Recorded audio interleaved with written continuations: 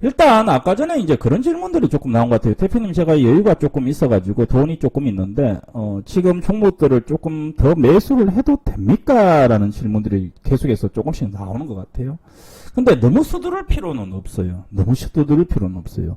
그래서 오늘 장중에 코스닥이 한 마이너스 3%까지 지금 떨어졌다가 이제 조금은 반등을 하고 있네요. 그죠? 시장 종합을 한번 보게 되면 지금 보게 되면 이제 코스닥이 그죠? 2.74%까지 좀 반등을 하고 있고 코스피가 이제 1.58%까지 이제 이렇게 돼 있는데 늘 이야기 들었던 걸 제가 제일 중요하게 생각하는 게 뭡니까? 당일의 주가보다는 추세를 중요하게 생각하죠. 근데 지금 현재 상황에서 보게 되면 우리나라의 차트의 업종 차트 한번 봐야 되겠죠? 우리가 기술 분석을 모두 다 맹신하는 사람들은 아닙니다만은 그래도 한 번씩은 뭡니까? 기술 분석이 뭡니까? 심리 분석과 연계돼 가지고 그림이 나오는데 지금 상황을 보게 되면 코스피는 여전히 뭡니까? 바닥의 신호가 전혀 안 나오고 있습니다. 바닥의 신호가 전혀 나오고 있잖아요. 그래서 우리가 좀 저점에서 종목들을 매수하겠다라고 하게 되면 원칙적으로는 어떻게 매매해야 됩니까? 원칙적으로는 다시 한번 적어드릴게요. 우리가 매매를 할 때 원칙적으로는 추세 전환이 나와야지 매수를 하는 거예요. 그러면 지금 이렇게 추세가 잡혀 있는데 추세가 전환이 못 나오고 있죠. 올라가려고 하다가 실패하고, 그죠? 이러면 올라가는 척도 못했고, 그죠? 다시 한번 뭡니까? 또 올라가려다가 실패하고, 올라가다가 실패하고, 그죠? 계속해서 실패를 하고 있습니다. 그래서 이 라인은 언제 그어놨냐면 이미 우리가 그어놓은 게 작년 9월 달에 그어놨어요. 근데 제가 이제 중간중간에 지워보긴 하지만, 그래서 우리가 작년 9월에 이미 추세선 이렇게 그어놨습니다. 그리고 계속해서 관망을 하고 있는 중이죠. 이 추세선을 어떻게 한다? 돌파를 해야지 어떻게 된다? 주식은 사실은 시장이 살아나고 매수존이라고 합니다. 그래서 돌파를 하는 양봉이 나오게 되면, 그러니까 여기서 이제 봉이 이렇게 이제 한 개 나오겠죠. 나오게 되면 어떻게 됩니까? 바로 이렇게 주가가 날아갑니까? 이렇게? 그렇게 날아가지는 않는다고 이야기했죠. 돌파를 한번 한다고 하더라도 어떻게 된다? 주식은 다시 한번 빠지기 마련입니다. 빠지고 이제 다시 한번 재차 돌파 나올 때 실제적으로 어떻게 됩니까? N자의 모습이 나오는 걸 확인을 하고 어떻게 한다? 주식을 매수하는 게 FM이 그 정석이라고 이야기했습니다. 근데 주식을 하다 보면 대표님 돌파하고 매수하게 되면 남는 게 없어요. 왜냐? 여기서 매수한다고 생각해 보십시오. 좀 아쉽죠? 왜? 내가 예전에 여기서 매수했으면 얼마나 많이 수익이 났겠어요. 아래쪽에서 매수를 했으면. 그래서 우리가 가끔씩은 뭡니까? 돌파를 한 이후에 완벽하게 안정된 구간에서 주식을 매매를 하는 게 맞습니다만 가끔은 뭡니까? 우리가 선제적으로 주식을 공략을 하기도 합니다. 야, 얘는 이제 올라올 거야. 얘는 지금이 바닥이야. 지금은 완전히 저점이니까 내가 빚을 내서 매매를 할 거야. 사실 그런 가끔씩의 도전도 합니다. 실제적으로. 그래서 우리가 IMF 때나 2008년도 리먼 사태 때나 또는 2020년도에 코로나 사태 때 보게 되면 위험 구간에서 매매를 진행했던 사람들도 생각보다 많이 있었고 또 뭡니까? 그런 베팅들이 성공을 했을 때는 정말로 큰 돈을 벌기도 합니다. 그런데 그런 베팅을 했을 때는 분명히 뭡니까? 지금 시장이 바닥이다. 이 정도 구간에서는 잡아도 된다라는 확신이 어느 정도 들었을 때 매매를 하는 거예요. 그죠? 그러면 확신을 내기 위해서는 여러 가지 내용들이 있겠죠. 예를 들게 되면 뭐 어떤 뉴스가 나왔다. 또는 악재가 나왔다. 뭐 예를 들게 되면 우리가 지금 얘기하는 뭐 금리 인상. 그죠? 지금은 금리 인상을 3월 달에 할 거냐, 6월 달에 할 거냐, 뭐 0.5% 할 거냐, 1% 할 거냐, 연준에서. 여러 가지 내용들이 있는데, 근데 금리 인상을 딱 해버리면 어떻게 됩니까? 악재가 나와버린 거지. 금리 인상하기 전에 매를 계속해서 맞을까봐 무서우니까 계속 벌벌 떠다가 매를 딱 맞고 나니까 아프기는 하지만 뭡니까? 일단 걱정은 안 되거든. 그래서 우리가 차라리 뭡니까? 금리 인상이 나왔다. 이런 악재가 해소가 되게 되면 뭡니까? 또 주식을 매매를 해도 됩니다. 그래서 우리가 바닥에서 매수를 할 때는 야, 이 정도가 바닥이다라고 생각할 때는 분명히 뭐다? 여기에 충분히 우리가 이해할 수 있는 또는 뭡니까? 우리가 이런 내용들 인정할 수 있는 어떤 뉴스들이 나와줘야 되겠죠. 근데 지금 어떤 뉴스가 나와 있어요? 아무 뉴스가 없죠. 그러니까 지금 문제는 뭐냐면 사람들이 지금은 제가 조금 그런 거예요. 대표님 지금 주가가 너무 많이 떨어졌습니다. 맞아요. 대표님 이 정도에서 종목 이제 매수해도 되지 않습니까? 근데 뭐다? 매수하려고 하니까 아직까지는 뭐다? 이게 바닥인지 아닌지 알 수가 없는 거죠. 그래서 첫 번째는 뭡니까? 바닥 신호가 나와야 되는데 아직까지는 바닥 신호가 나오지 않고 있다라는 거고, 적어도 뭡니까? 지금 이렇게 주가가 되면 이제 이 정도 오버슈팅 하게 되면 올랐다가 내렸다가, 얘 한번 빠졌죠, 그죠? 올랐다가 내려왔다가. 그러면 우리가 위쪽에 보게 되면 요거는 이제 오버슈팅입니다. 언더슈팅입니다. 언더슈팅. 언더슈팅이라는 게 뭐냐면, 그죠?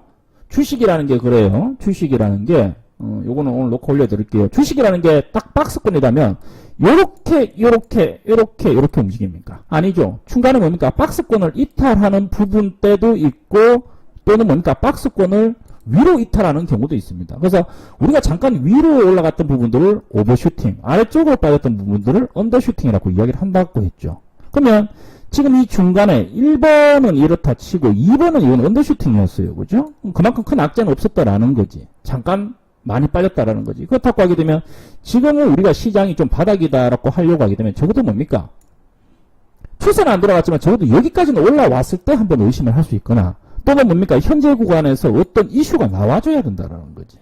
근데 지금 상황에서 뭡니까? 전혀 그런 내용들이 없는 거죠. 그래서 지금 현재 우리가 코스피 시장을 볼 때는 뭡니까? 아직까지는 뭐다? 바닥이 안 잡혔다라는 거 보는 거고, 그렇다고 하기는 뭡니까? 내가 좀 여윳돈이 있다, 또는 내가 지금 빚을 좀 내가지고 한번 배팅을 한번 해보겠다고 하게 되면 아직까지는 아니라고 보입니다.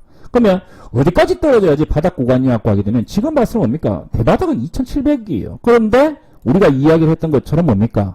2700은 대바닥 정도로 우리가 이제 인식을 하고 있는데, 그러면 어느 정도? 한 2750대 정도까지 내려온다라고 하게 되면 뭡니까? 그때는 조금 모아간다라는 생각으로는 잡아도 된다라고 이야기를 해드렸죠. 그 다음에 코스닥 같은 경우에 한번 보게 되면요. 이거 이미 저번주에 제가 다 방송했죠. 제가 코스닥 저번주에 뭐라고 했어요? 870대 정도까지 내려와야지, 그죠? 이 정도까지 내려와야지 우리는 뭐다? 바닥이라고 인식을 할 수 있다고 분명하게 얘기했습니다. 그래서 가끔씩 차트쟁이들을 보게 되면, 기술적 분석을 하는 애들 보게 되면요, 어떻게 끊습니까? 이렇게 선을 끊는 경우가 있어요. 그래서 예전에 여기서 한번 부딪혔고, 여기도 한번 부딪혔고, 여기도 한번 부딪혔고, 여기도 뭐 한번 부딪혔기 때문에 대략적으로 뭡니까? 바닥은 이쪽 구간에서 바닥이다라고 이야기를 할 수는 있을 것 같아요. 그러면 지금 코스닥은 거의 바닥 구간에 있죠.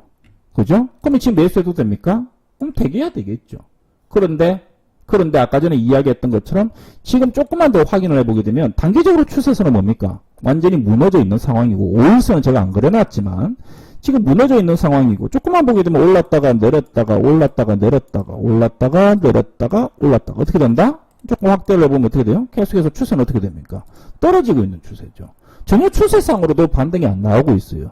그러면 기타적인 이슈에 대해서 우리가 바닥이라고 인정할 수 있는 이슈들이 있느냐? 아무것도 없죠. 그렇다고 하게 되면 뭡니까? 지금은 역시 매수조는 아니라고 판단됩니다. 그러면 우리가 지금 보게 되면, 그러면 아까 전에 미리 생각했던 거, 그러면 우리가 이제 한 이 정도까지 바닥 또는 대바닥은 한 850이다라고 우리가 처음부터 뭡니까? 저번 주, 그저번 주에 이미 생각을 하고 있었다라는 거죠. 그리고 제가 이야기했지 않습니까? 시장은 이만큼 떨어진다고 이야기했습니다. 근데 계속해서 떨어지고 있죠. 우프입니다. 그죠? 예상을 하고 있었는데도 주가가 떨어지니까 상당히 힘이 듭니다. 하지만 뭡니까? 왜 우리가 그래도 예상을 해야 되느냐? 왜 예상을 해야 되느냐? 사고 한번 더 안 치기 위해서 하는 거죠. 사고 한번 더 안 치기 위해서 하는 거죠. 왜? 시장이 바닥이라고 생각해가지고 여기서 왕창 또 빚을 내가 매매했다? 그럼 어떻게 됩니까?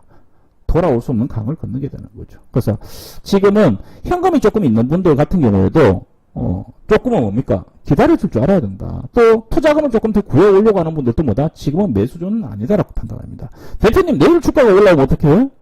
상관없어요. 내일 올라온다고, 이게 계속 올라간다고 볼 수 있어요? 지금 보게 되면 이런 구간들 한번 보게 되면 다시 한번 이야기 드리죠. 어떻게 돼요?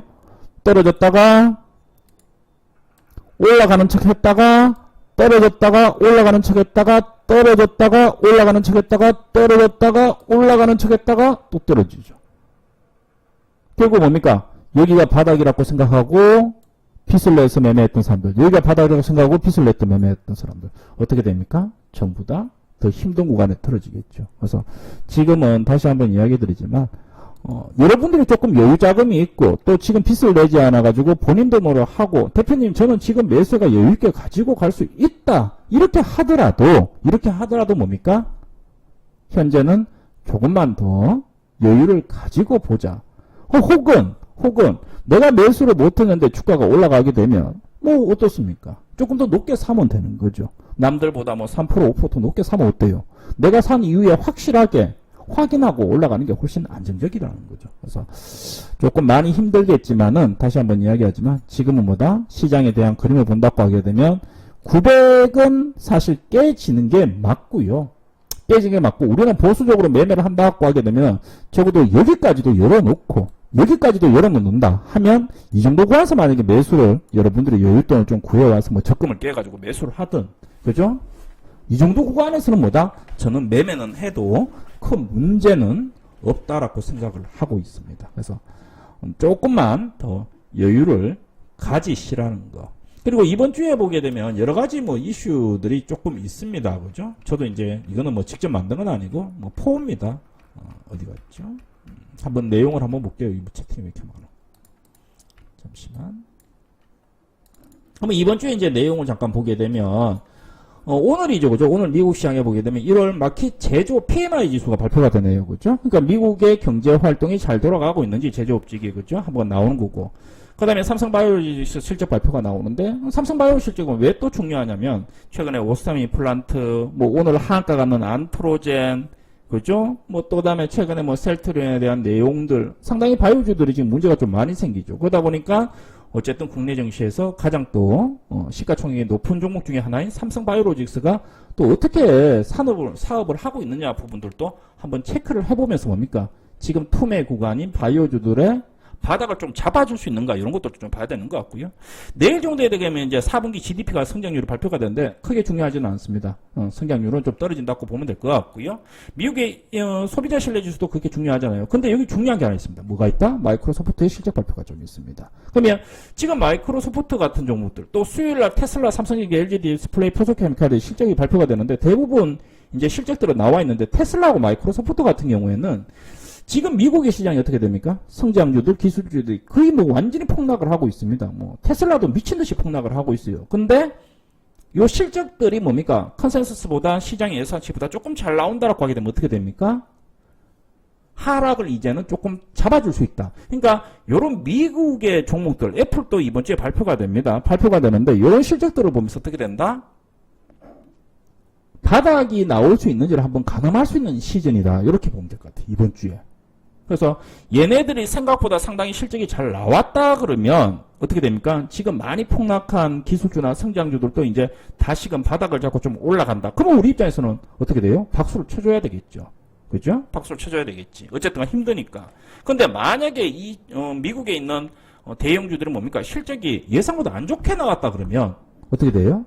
우리는 또 거기에 대해서 또 다음 주 설날 이후에 시장에 대해서 좀 고민을 좀 해봐야 되겠죠. 그래서 이번 주에 조금 주목해야 될 부분들은 뭐다? 미국의 주요 업체들, 테슬라, MS, 애플, 그리고 한국의 뭐 LG 디플이나 삼성전기는 사실 실적들이 대강 우리가 다 알고 있으니까 그래서 미국에 대한 실적에 대한 이야기를 좀 보자 하고 그 다음에 제일 중요한 거 뭐 있습니까? 여기 있네요. 수요 뭡니까? 미 FOMC의 금리 결정. 이번 달에 금리 올릴 생각은 없겠죠. 하지만 26일 날 또 뭐가 나온다? 목요일 날 어떤 내용이 나온다? 야 이거 진짜 3월 달에 금리 인상하느냐? 지금 초미의 관사는 뭐냐면 3월 달에 금리 인상 또 초미의 관사지만 얼마나 올릴 것이냐, 한꺼번에 많이 올려버릴 것이냐, 아니면 순차적으로 올릴 것이냐에 따라서 또 시장에 대한 파급 효과가 좀 달라집니다. 그래서 이번 주가 조금 고통스러운 한 주가 될 것이다라고 개인적으로 좀 판단을 하고 있어요. 그런데 또 우리가 이번 주에 또 한계가 뭐예요? 설날이죠. 설날 전에 뭐다? 항상 우리나라 시장은 빠지더라는 거지. 그래서 이번 주에도 여러 가지 이제 이슈들이 이렇게 좀 몰려 있으면서 여러분들이 많이 힘든 거는 알고 있습니다. 많은 오전에 이야기했던 것처럼 이거를 기회로 삼아가지고 지금 우량주들을 또 줄 수 있는 기회이기 때문에 저는 개인적으로 아까 전에 그런 이야기가 있었어요. 무료방에 한 분이 대표님이 얘기하신 대로 이전에 전부 다 종목을 다 정리를 하고 우량주로 교체를 해놨더니 지금 마음이 편안합니다라는 분들이 꽤 많이 있었죠. 근데 저는 지금도 그게 늦지 않았다고 판단합니다.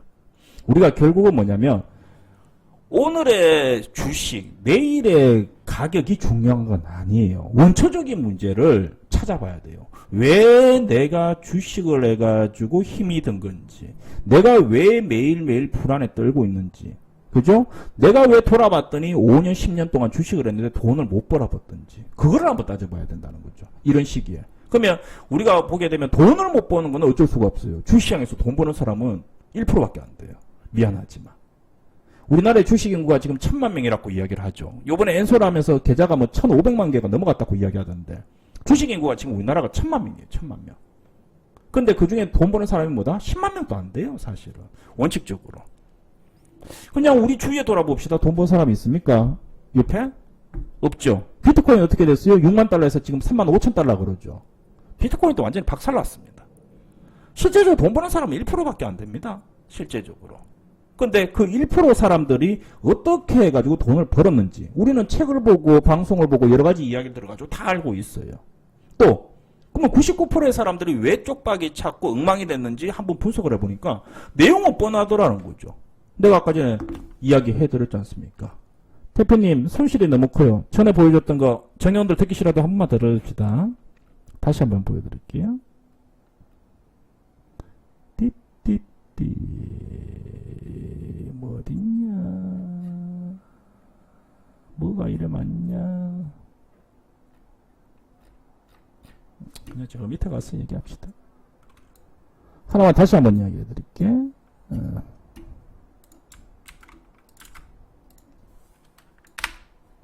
여러분들 계좌에 보게 되면 계좌 평가 금액이 있어요. 다시 얘기해드릴게.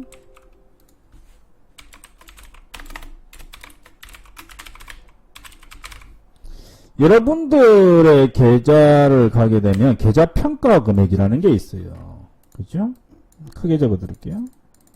계좌 평가 금액이라는 게 있어요. 계좌 평가 금액이라는 건 뭐냐면 여러분들이 지금 모든 주식을 현금화했을 때, 현금화했을 때 돈이에요. 맞죠? 이게 계좌 평가 금액이에요. 여러분들이 모든 주식을 현금화를 했을 때 나오는 돈이 계좌 평가 금액입니다. 했을 때. 현금화를 했을 때. 자, 대표님 저는 A 종목 지금 마이너스 30% 손실입니다. 20% 손실입니다. 대표님 저는 B 종목 지금 예를 들어 가지고 다시 한번 이야기해 줄게요. 마이너스 30% 손실입니다. 대표님 저는 이 종목 죽어도 못 팔겠습니다. 그럼 대부분 이렇게 나와요. 대표님 저는 죽어도 못 팔겠습니다. 손실이 너무 큽니다. 똑같아요. 다시 한번 이야기하지만. 무슨 이야기냐? A 종목 팔면 얼마 나와요? 예를 들어 가지고 이렇게 합시다. 이렇게 합시다. 내가 이 종목을 1000만 원을 샀어요. 다시 한마디 더 설명할게요. 내가 이 종목을 1000만 원을 샀어요. 20% 손실가 지금 얼마 남았어요? 600만 원 지금 계좌가 찍혀있죠. 맞죠? R 종목도 내가 1000만 원을 샀어요. 근데 30% 손실가니까 지금 얼마 남았어요? 뭐 30분 700만 원 남아있네. 그죠? 20분. 이건 800만 원 남아있네요. 맞죠? 이렇게 남아있죠. 나는 A라는 종목을 1000만 원 샀고 B라는 종목을 1000만 원 샀는데 지금 하나는 20% 손실이니까 얼마입니까? 800만 원이 남아있는 거고, 그죠? 하나는 뭡니까? 30%니까 700만 원 남아있죠. 그럼 여러분들의 계좌 평가 금액은 얼마예요, 지금? 여러분들의 계좌 평가 두 개 딱 합치면 얼마입니까? 1,500만 원이에요. 여러분들의 계좌에는 지금 딱 1,500만 원이 평가 금액입니다. 왜? 주식을 두 개 다 AB를 팔게 되면 얼마 남아요? 1,500만 원이 딱 남아요. 맞습니까? 이게 여러분들의 주식 평가 금액입니다. 그러니까 지금 여러분들은 2천만 원을 가지고 투자를 했는데 지금 500만 원 날린 거예요. 그죠? 그래서 내가 예를 들어가지고 A하고 B 종목을 정리하라고 하더라도 여러분들은 손절을 못해요. 왜? 마이너스 30%잖아. 마이너스 20%잖아. 내가 팔면 날아갈 것 같고, 내가 팔면 날아갈 것 같고, 내가 팔면 이게 바닥일 것 같고, 못하죠. 그러니까 못 파는 거예요. 근데 생각을 바꿔봅시다. 자, A 종목을 팔았어요. 다시 한번. A 종목을 팔았고, B 종목도 팔았어요. 일단 팔았다고 칩시다. 팔아가지고 C 종목을 사고요. C를 사고 D를 샀다고 합시다. 예를 들어가지고 샀다고 치자. 그러면 이거 A를 팔아가 C를 사면 얼마 사요? 800만 원어치밖에 못 사지. D를 사면 어떻게 돼요? 700만 원밖에 못 사죠. 맞죠? 근데 여기는 계좌가 얼마 찍혀 있겠어요? 마이너스 0%. 좀 전에 샀으니까 여기도 제로 찍혀 있죠. C와 D는 평가 금액이 얼마예요? C와 D로 교체 매매를 했다. A와 B에서 교체 매매를 했어요. 그럼 평가 금액 얼마예요? 이것도 1,500만 원이에요. A, B를 들고 있어도 1,500만 원이고 CD를 교체 매매해도 1,500만 원이에요. 근데 차이가 뭐냐라는 거죠. A가 올라갈 확률, 내가 교체 매매했던 C가 올라갈 확률 어떤 게 더 높아요? C가 더 높아요. 왜? 내가 가지고 있는 종목은 뭡니까? 내가 가지고 있는 종목은 계속 떨어지고 있어요. 근데 내가 살려고 하는 종목은 떨어지는 종목 살 거예요? 아니잖아. 급락하는 종목 살 거야? 아니잖아. 어떤 종목 살 거예요? 옆으로 횡보하고 있거나 아니면 조금 올라가고 있거나 또는 뭡니까? 안정적인 종목들 살 거 아니에요. 사실 냉정하게 이야기하게 되면 새로 사는 종목이 신규 종목이 무조건 더 좋아요. 늘 이야기했지만. 근데 사람들은 뭡니까? 계속해서 뭡니까? 이 마이너스 20%에 대한 마이너스 30%에 대한 또는 내가 가지고 있는 A 종목에 대한 미련이 때문에 못 파는 겁니다. 그래서 제가 늘 하는 이야기가 뭐냐면 그럴 때는 어떻게 매매해라고 이야기합니까? 그래서 그렇게 이제 약간 문제들이 있다라고 할 게 될 때는 제가 이렇게 얘기를 하죠. 어떻게 한다? C를 사. 일단은. 그러면 어떻게 돼요? 이거는 지금 0%죠. 또 D를 사. 그럼 이것도 당연히 뭡니까? 지금 0% 수익일 거 아닙니까? 그죠? 0% 수익일 거 아니에요. 그럼 내가 어떻게 할 거예요? CD를 사요, 일단은. CD를 사. 그리고 여기다가 샀으면 내 핸드폰에다가 CD가 찍혀 있을 거 아니야. 내 모니터에 계좌에 CD가 적혀 있을 거 아니야. 여기다가 종이를 발라요, 종이. 여기다가 종이를 발라가지고 여기다가 종이를 발라. 여기다가도 종이를 발라가지고 어떻게 해? 여기다 볼펜으로 적어. A, 여기 B, 여기다가 어떻게 해? 여기다가 20, 여기다 마이너스 30. 자기가 손으로 써. 핸드폰에다가 마카로. 차이가 뭐예요? 차이가 없어요. 차이가. 그냥 여기에 뭐다? 이 멘탈 문제예요, 주식은. 주식은 늘 이야기했지만 멘탈 문제입니다. 멘탈 문제. 무조건 손절하라는 게 아니에요. 근데 우리가 이론적으로 확률상으로 모든 걸 떨어보게 되면 뭐다? 종목 상담을 하게 되면 됩니다. 이 종목은 너무 많이 빠졌기 때문에 지금은 조금 기다려 보십시오. 보셔도 됩니다라고 우리가 가끔씩 종목을 상담해주는 사람들이 이야기를 해요.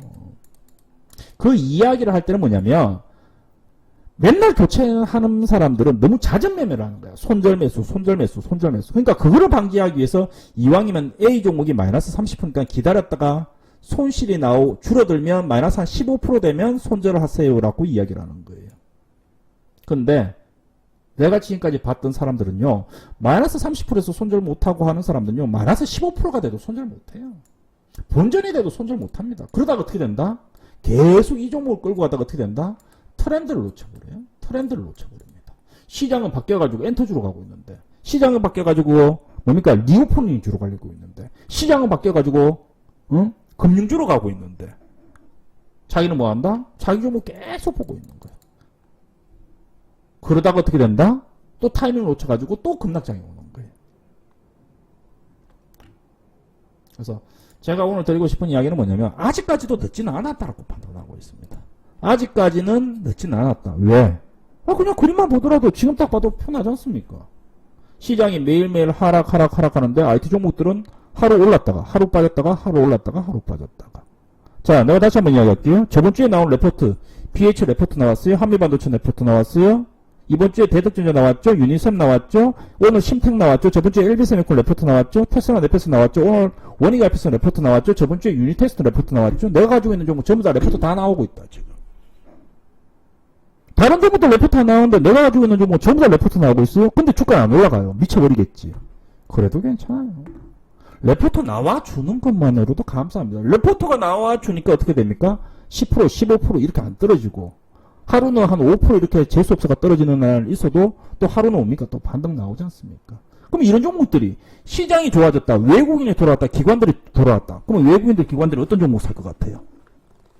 외국인 기관들이 만약에 돌아왔다. 어떤 종목 살 것 같아요? 걔네들이 맨날 사는 종목을 사는 거야. 걔네들 갑자기 1,000원짜리 종목을 살 것 같아요? 안 삽니다. 지네들이 예전에 투자를 했던 종목들. 지금은 해외와 국내 상황 여러 가지 국제적인 상황들이 있기 때문에 원달러 환율, 국제유가, 원자재, 우크라이나 여러 가지 내용들이 있기 때문에 돌아갔지만 다시 돌아오게 되면 누구 살 거냐라는 거지. 뻔하거든요. 여러분들 입장에서 어떻게 해야 되겠어요? 정리하고 지금이라도 교체 매매를 해야 된다는 거지. 아직까지 제가 보기엔 늦지 않았어요. 교체 매매 꼭 하시기